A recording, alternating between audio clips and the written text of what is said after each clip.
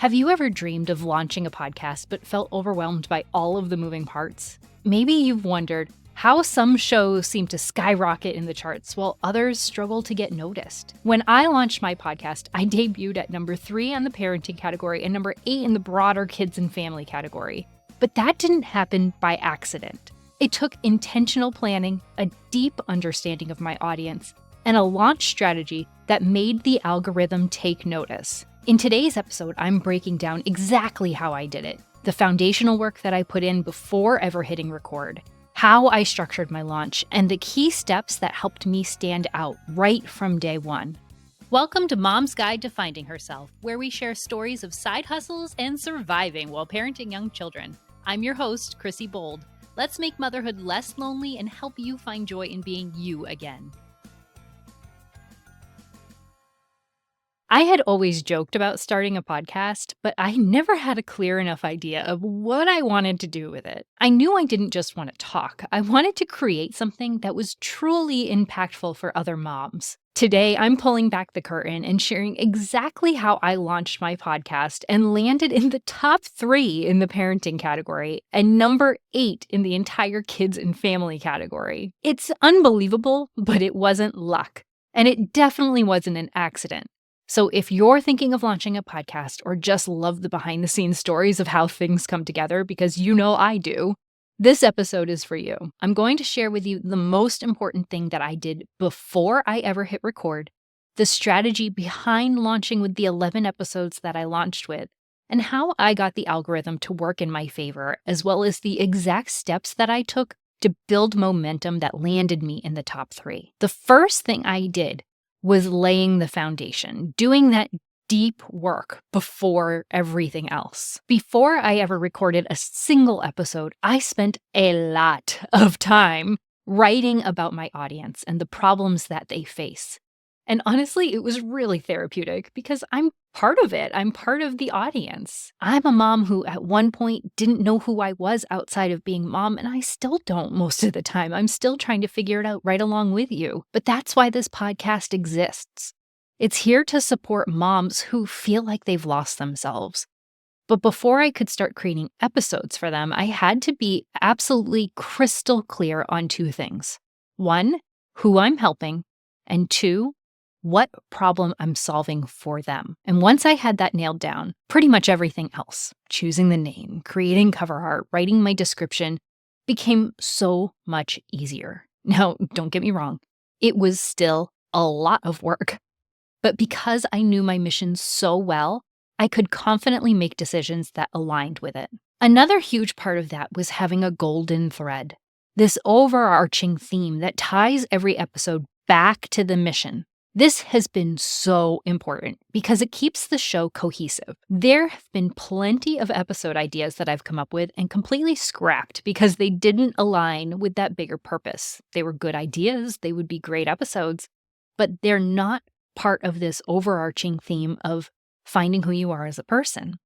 So if you're thinking about launching a podcast, my biggest piece of advice is do this foundational work first and spend much, much longer on it than you think that you need. Get super specific and think about what the real problems are and how they're affecting your listener, not just how they feel, because feelings are really subjective. Saying you're talking to somebody who's overwhelmed means many different things to many different people. So what does overwhelmed actually mean? How does that present itself in their day-to-day lives? Once you know those concrete problems that your listeners are facing, it makes every decision after that so much easier. I mean, not everything went perfectly, right? There were moments that I doubted myself. I've had hiccups, and sometimes I wonder, even still, if anyone even cares. Podcasting is so isolating against my audience. I don't see you. We don't have a conversation. I'm not getting a lot of feedback. I mean, if you are loving these episodes, leave rating and reviews, leave written reviews as much as you can, or comments in the comments section of the podcast you listen to, because that is one of the best ways to communicate that you like a podcast that you're listening to the person who's creating the podcast, but to also people who are listening. So there's a tip for you for supporting podcasters without spending a dime. But sticking to my mission has kept me going. And that led me up to my launch, the launch strategy. So I decided to start with 11 episodes. I knew that in order to gain traction right away, I needed to give my audience enough content to really dive into from the start. So instead of just launching with 1 or 2 episodes, I started with 11. And here's how I structured it. I did 1 introduction episode, something that introduced me and my story. So that's episode 19 if you wanted to get into that. I did 2 guest interviews split into 2 parts because that's how I like to structure my interviews. 1 episode that's a bite-sized piece of getting to know the guest as a person, and then 1 that goes into their expertise or their own unique story. And then I did 6 solo episodes that were all diving into different core pieces of this overarching theme. Now, why 11? Because the way the podcast algorithm works is that it doesn't just look at how many people follow your podcast. It looks at how many episodes those followers are downloading. Now, they could be downloading them or listening to them. Those are 2 different things, but for this purpose, downloads and listens are the same. So a download is basically telling the algorithm, I plan to listen to this in the future. So they check it off that this is important to you, that this show is something you care about. So by having more episodes available, my audience could download multiple episodes at once and tell the algorithm, hey, this is a podcast people are really interested in. And that gave me a huge boost in visibility, which meant more potential listeners found the show right from the start. Okay, so let's talk about the algorithm for a second, because understanding this was a game changer for my launch. The algorithm prioritizes podcasts that have a high number of followers on launch day, a high number of downloads per follower, consistent engagement, ratings, reviews, shares, things like that. So my strategy was stacking the deck in my favor by making sure my supporters were ready to go on launch day. And this is what I did.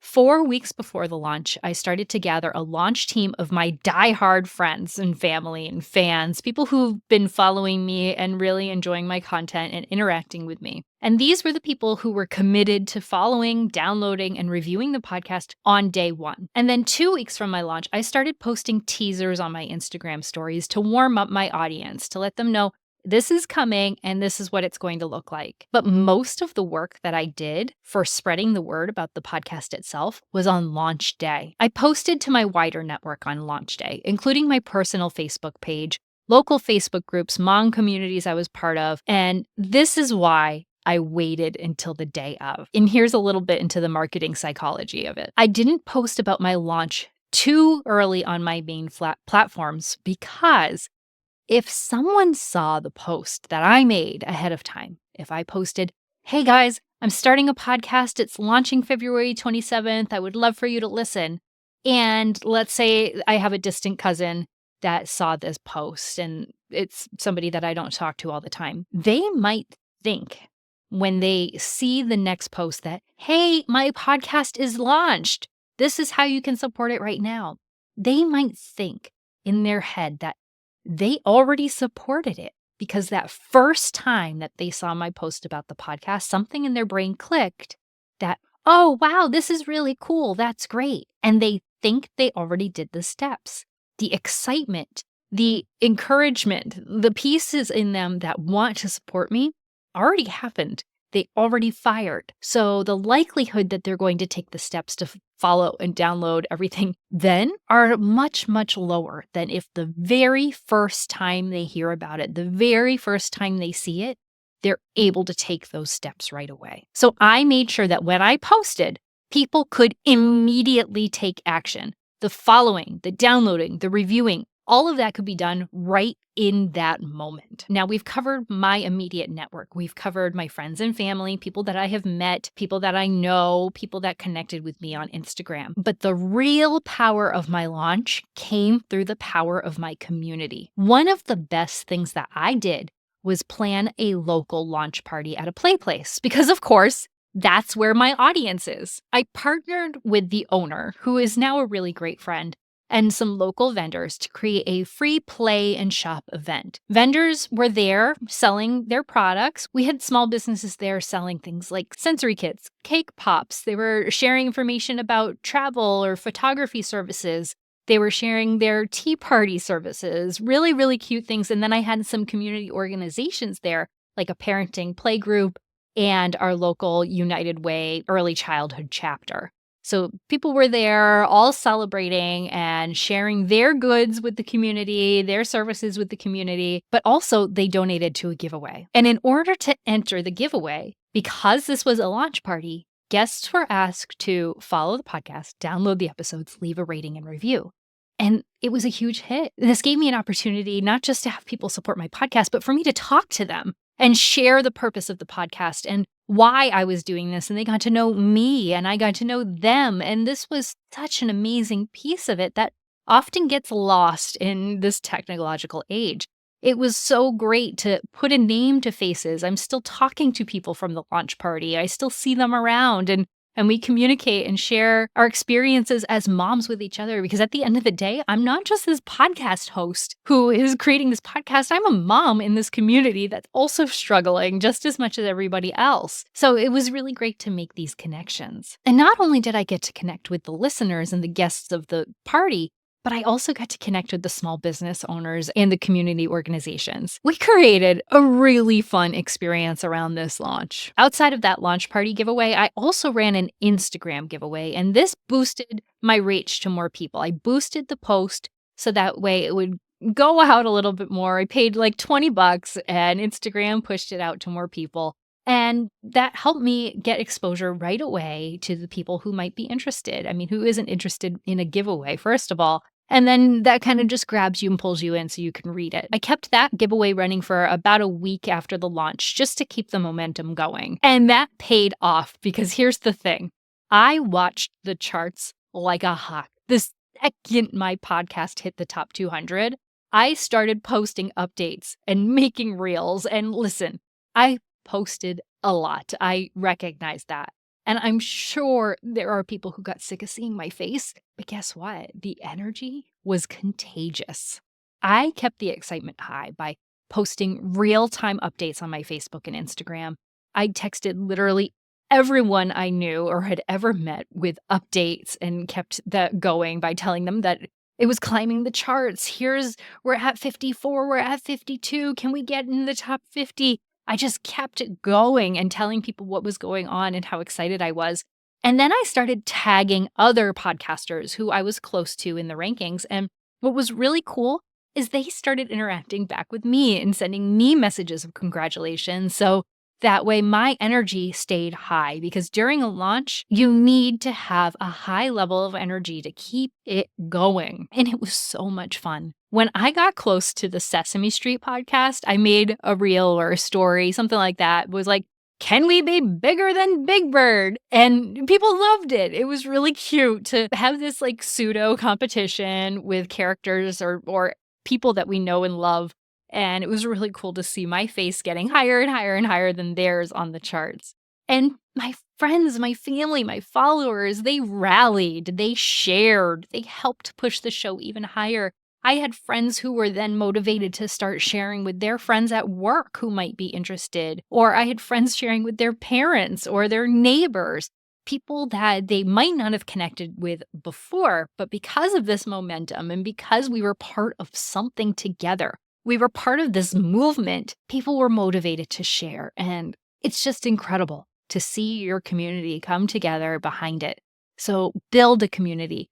Build relationships with Facebook administrators before the launch. So that way on launch day, you can start posting in their Facebook groups. Because here's a tip. If you start talking to the administrators ahead of time and showing them that you are not there for a profit, you are there to support, which I hope that truly is your number one motivator here, is to support the community. And if you start making that known, if you start making that clear, putting behind you that I am not just here to try to make a quick buck. I am here to share free information with people that will better their lives. And you start making those connections ahead of time, you're more likely to be able to post in a Facebook group of people who will actually be interested in your content. Because otherwise, they might just see you as another spammer, as somebody that's just trying to sell something to their community, which, I mean, rightfully so, they don't want. So make those connections, build those bridges, start sharing how you are helping people, helping solve that problem. Remember back to the beginning how we talked about figuring out the problems that you're trying to solve.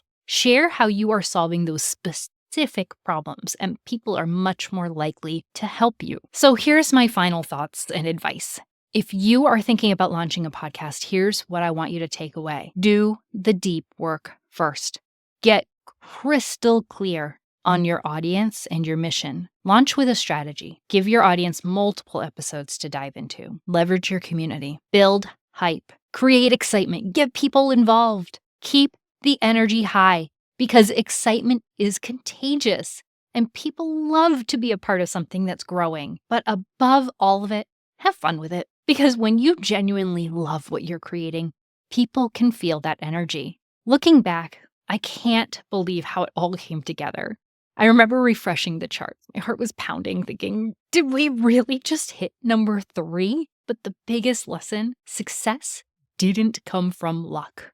It came from knowing my audience, building real connections, and being so intentional with every step. If today's episode has you fired up to start your own podcast, but you're wondering, okay, but where do I even start?